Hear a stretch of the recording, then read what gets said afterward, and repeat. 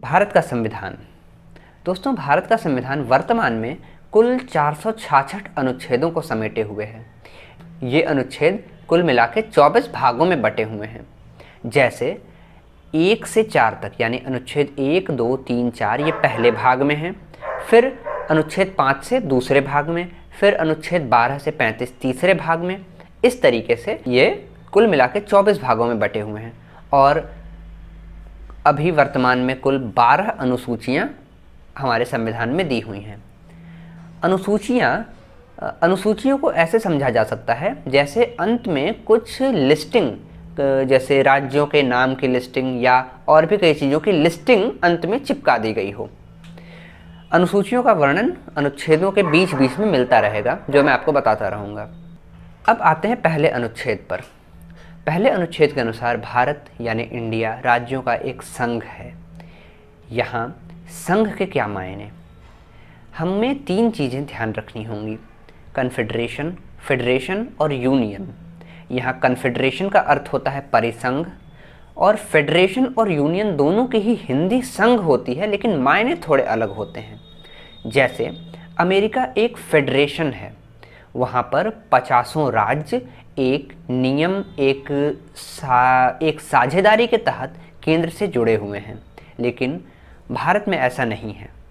America में अगर उन नियमों के साथ खिलवाड़ हुई या किसी राज्य ने ऐसा माना कि उसे उसके हक नहीं मिल रहे हैं, तो वे नियम तोड़कर अमेरिका से अलग हो सकता है। लेकिन भारत में इसकी कोई गुंजाइश नहीं दी गई है। ऐसा करना संविधान ने अनुमन्य ही नहीं किया है। इसीलिए भारत राज्यों का एक यूनियन है, संघ है। यहाँ एक और चीज़ है, भारत यानी इंडिया। ये संविधान निर्माताओं ने साफ कर दिया था कि भारत के जो मायने हैं वही इंडिया शब्द के भी मायने हैं।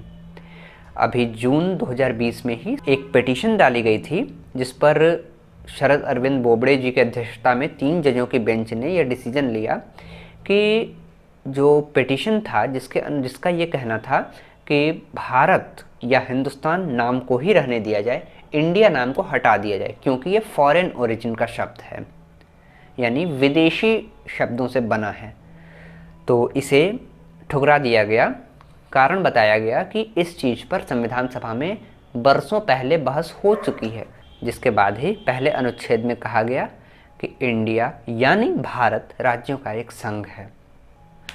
अनुच्छेद 1 के बी में यानी पहले के ख में कहा गया है कि जितने भी राज्य हैं उनकी लिस्ट पहली अनुसूची में दी गई है।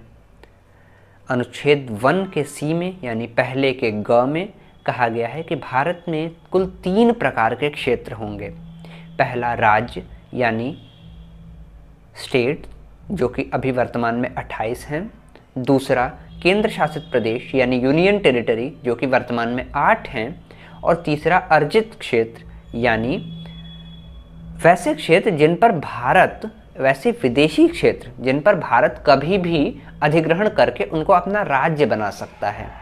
वर्तमान में तो ऐसा कोई क्षेत्र नहीं है, लेकिन पहले भी दादरा नगर हवेली, गोवा आदि का अधिग्रहण किया गया है। दूसरे अनुच्छेद में संसद को यह शक्ति प्रदान की गई है कि वो किसी नियम या फिर किसी साझेदारी के तहत किसी विदेशी राज्य का अधिग्रहण कर सके, लेकिन यह काम राष्ट्रपति की पूर्व अनुमति पर होगा। यानी राष्ट्रपति जी को पहले सूचना दे दी जाएगी और फिर संसद यह नियम पारित करेगा कि फला राज्य को भारत में मिला लिया गया।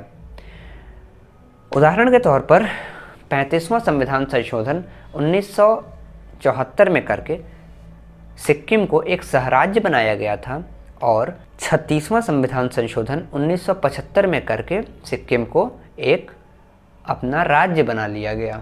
अनुच्छेद 3 के अनुसार संसद को यह शक्ति है कि वह किसी भी राज्य का नाम, सीमा या उसके क्षेत्र में परिवर्तन कर सकती है। इसका उदाहरण है आंध्र प्रदेश और तेलंगाना का बंटवारा। यहाँ पर एक चीज़ ध्यान रखने वाली है कि यह भी काम राष्ट्रपति की पूर्व अनुमति पर ही होगा, यानी राष्ट्रपति को पहले बता दिया जाएगा, उसके बाद संसद में ऐसा कोई नियम पारित किया जाएगा। अब एक और बात जानने वाली है कि इस चीज़ में किसी राज्य को काटने छाँटने में उस राज्य की विधानसभा का कोई हिस्सेदारी नहीं होती है। वैसे राष्ट्रपति की पूर्व अनुमति लिए जाने के अलावा दूसरी शर्त यह भी है कि इस विधेयक को राज्य विधानसभा में पेश किया जाएगा।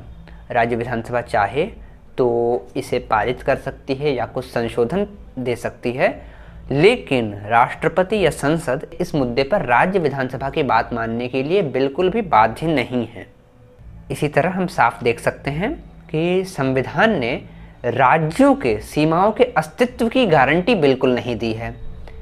तो यह साफ कहा जा सकता है कि भारत विभक्त राज्यों का एक अविभाज्य संघ है, क्योंकि यहाँ पर हम राज्यों को तो विभाजित आपस में कर सकते हैं, लेकिन